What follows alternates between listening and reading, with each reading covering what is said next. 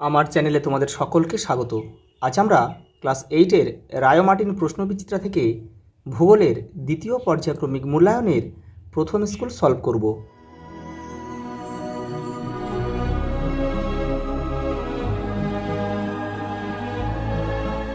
দেখো প্রথম প্রশ্ন, উত্তর গোলার্ধে 5 ডিগ্রি থেকে 25 ডিগ্রি অক্ষাংশের মধ্যবর্তী অঞ্চলে আয়ন বায়ু প্রবাহিত হয়।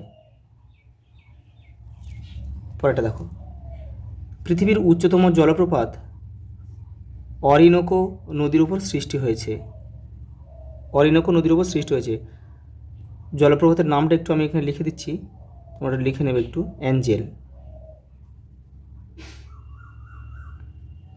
অ্যাঞ্জেল জলপ্রপাত, পৃথিবীর উচ্চতম জলপ্রপাত, কিন্তু 900 মিটার এর উচ্চতা। গোধূলি অঞ্চল নামে পরিচিত সেলভা অঞ্চল। বজ্রপাত সহ ভীষণ ঝড় বৃষ্টি হয় কোন মেঘে? এটা হবে তোমার কিউমুলোনিমাস মেঘে। পরেরটা দেখো, ব্রাজিল উচ্চভূমি ও আন্দিজ পর্বতমালার মধ্যে আছে ম্যাটো গ্রাসো মালভূমি। পরেরটা দেখো, বাণিজ্য বায়ু বলা হয় আয়ন বায়ুকে। পরেরটা দেখো, গাছপালার ড্যাশ প্রক্রিয়ার মাধ্যমে জলীয় বাষ্প বাতাসে যুক্ত হয়। এটা হবে বাষ্পমোচন। বাষ্পমোচন প্রক্রিয়ার মাধ্যমে। পরেরটা দেখো, কোন মালভূমি আমাজন ও লা প্লাটা নদীর জলবিভাজিকা হিসেবে অবস্থান করছে? এটা হবে ম্যাটো গ্রাসো। আমি এখানে লিখে দিচ্ছি ম্যাটো গ্রাসো। পরেরটা দেখো, উত্তর আমেরিকা মহাদেশটিকে এশিয়া মহাদেশ থেকে পৃথক করেছে বেরিং প্রণালী। বেরিং প্রণালী। অ্যাঞ্জেল জলপ্রপাত সৃষ্টি হয়েছে কোন নদীর উপর? অরিনোকো। পৃথিবীর বৃহত্তম ময়দা শিল্পকেন্দ্রের নাম কি? বাফেলো।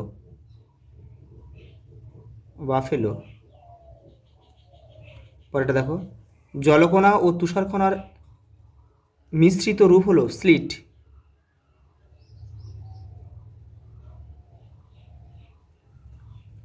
পরেরটা দেখো, একটা স্তম্ভ দিয়েছে, দেখো চিকাগো গ্যারি। এখানে চিকাগো গ্যারি হবে বৃহত্তম লৌহ ইস্পাত কেন্দ্র, এখানে আমরা 1 লিখব। পরেরটা দেখো, মেসাবি হবে মার্কিন যুক্তরাষ্ট্রের বৃহত্তম লৌহ আকরিক খনি। ডেট্রয়েট হবে বৃহত্তম মোটরগাড়ি নির্মাণ কেন্দ্র। আর মন্ট্রিল হবে উল্লেখযোগ্য ইঞ্জিনিয়ারিং শিল্পকেন্দ্র।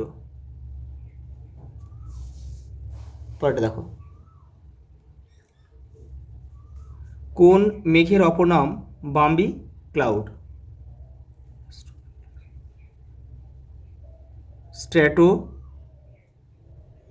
স্ট্র্যাটোকিউমুলাস।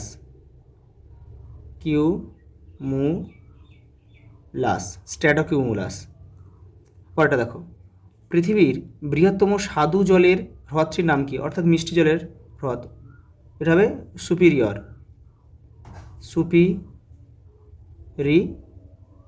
সুপিরিয়র। পরেরটা দেখো, রকি পার্বত্য অঞ্চলে প্রবাহিত স্থানীয় বায়ুটির নাম কি? চিনুক। এস্টেনশিয়া কি? এটা এখানে ছোটো করে লিখে দিচ্ছি। পম্পাস তৃণভূমি মূলত আর্জেন্টিনা আর কি। পম্পাস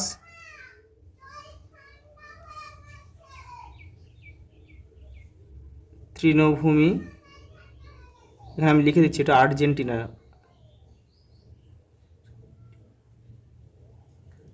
তৃণভূমি অঞ্চলে পশুচারণ ভূমিকে, বিশাল পশুচারণ ভূমিকে আর কি, পশুচারণ ভূমিকে এবারে স্টেনশিয়া বলে, তোমরা লিখে নেবে ওটা। পরেরটা দেখো,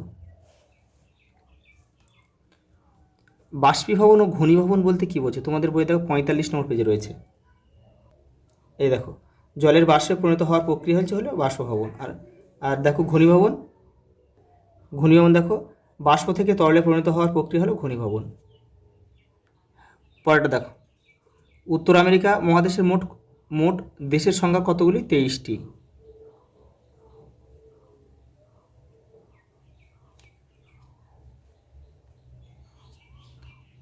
কানাডার শিল্ড অঞ্চলে অসংখ্য হ্রদ দেখা যায় কেন? দেখে নাও, তোমাদের বইয়ের 91 নম্বর পেজে রয়েছে। এই দেখো, তোমাদের কিন্তু এখান থেকে লিখতে হবে এই পর্যন্ত, এখান থেকে বা এখান থেকে লিখবে, এখান থেকে এই পর্যন্ত লিখে দেবে। পরেরটা দেখো, লরেন্সীয় মালভূমি টিকা লিখতে হবে। দেখো 83 নম্বর পেজে রয়েছে তোমাদের বইয়ের।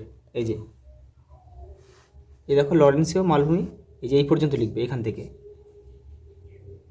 পরেরটা দেখো, আপেক্ষিক আর্দ্রতা কাকে বলে? তোমাদের বইয়ের 46 নম্বর পেজে রয়েছে। দেখো এই যে এখান থেকে তোমাদের লিখতে হবে। দেখো, কোনো নির্দিষ্ট উষ্ণতার নির্দিষ্ট পরিমাণ বায়ুতে যে পরিমাণ জলীয় বাষ্প আছে এবং সেই উষ্ণতায় এই বায়ুকে সম্পৃক্ত করার জন্য যে পরিমাণ জলীয় বাষ্প প্রয়োজন, এই দুইয়ের অনুপাতই হলো আপেক্ষিক আর্দ্রতা। দেখো এটা কিন্তু শতকরা হিসেবে প্রকাশ করা হয়। পরেরটা দেখো, ফার শিল্প কী? দেখো তোমাদের বইয়ের 93 পেজে রয়েছে। দেখো দেখো শিল্ড অঞ্চলের, কানাডিয়ান শিল্ড অঞ্চলের প্রায় সর্বত্রই এই শিল্প গড়ে উঠেছে। দীর্ঘ লোমযুক্ত পশুর চামড়ার থেকে শীতের পোশাক তৈরি করা হয়। পরেরটা দেখো, ঘূর্ণ বৃষ্টিপাত কিভাবে সংগঠিত হয়? তোমাদের বইয়ের 48 নম্বর পেজ। দেখো এই যে এই দেখো ঘূর্ণ বৃষ্টিপাত, এখান থেকে এই পর্যন্ত লিখতে হবে তোমাদের, এই যে এই পর্যন্ত। পরেরটা দেখো, আমাজন নদীর মোহনায় বদ্বীপ সৃষ্টি হয়নি কেন? তোমাদের বইয়ের 100 নম্বর পেজে দেখো, এই যে দেখো এখান থেকে লিখতে হবে কিন্তু, যে বিস্তীর্ণ অঞ্চল জুড়ে আমাজন অববাহিকা অবস্থিত হয়, প্রচুর পরিমাণ বৃষ্টির জল এই নদীতে এসে পড়ে, এখান থেকে পুরোটা লিখবে। দেখো এইসব কারণে আমাজন নদীর মোহনায় বদ্বীপ সৃষ্টি হয়নি।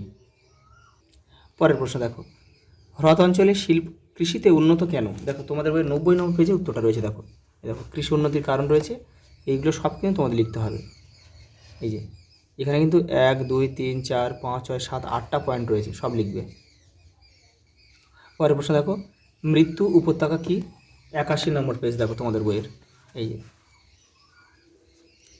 এখান থেকে এটা পুরোটা লিখবে। পরেরটা দেখো, শিকাগোকে পৃথিবীর কসাইখানা বলা হয় কেন? দেখো 90 নম্বর পেজ দেখো তোমাদের বইয়ের, এই যে এটা কিন্তু পুরোটা লিখতে হবে কিন্তু। এই দেখো লেখা আছে, এই কারণে শিকাগো শহরকে পৃথিবীর কসাইখানা বলা হয়।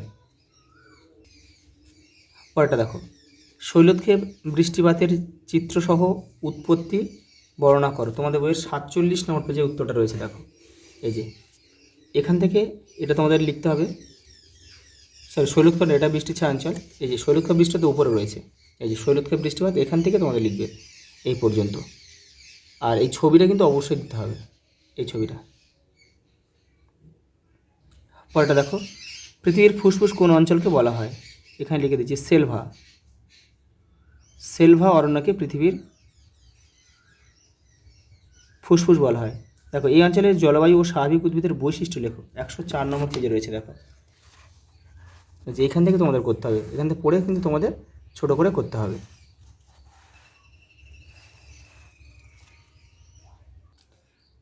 পরেরটা দেখো, নিয়ত বায়ু কয় প্রকার ও কী কী? নিয়ত বায়ু কিন্তু 3 প্রকার, আয়ন বায়ু, পশ্চিম বায়ু আর মেরু বায়ু। যে কোনো একটি নিয়ত বায়ু প্রবাহের বিবরণ দাও। দেখো দেখো শুধু 34 নম্বর পেজে রয়েছে। দেখো এই যে নিয়ত বায়ু, দেখো 3 প্রকার রয়েছে। দেখো আয়ন বায়ু, পশ্চিম বায়ু আর মেরু বায়ু। যে কোনো একটা সম্বন্ধে তোমাদের লিখতে হবে। তোমরা আয়ন বায়ু সম্বন্ধে লিখতে পারো, এখান থেকে তাহলে লিখতে হবে, এখান থেকে এই যে এবারেও কিছুটা রয়েছে এই পর্যন্ত। লাস্ট প্রশ্ন দেখো, কানাডার শিল্ড অঞ্চল কাষ্ঠ ও কাগজ শিল্পে উন্নত কেন? দেখো 93 পেজে দেখো, এই দেখো কাষ্ঠ ও কাগজ শিল্প, এখান থেকে তোমরা কিন্তু পুরোটা লিখতে হবে এই পর্যন্ত। আজ এই পর্যন্ত, দেখা হবে পরের ভিডিওতে।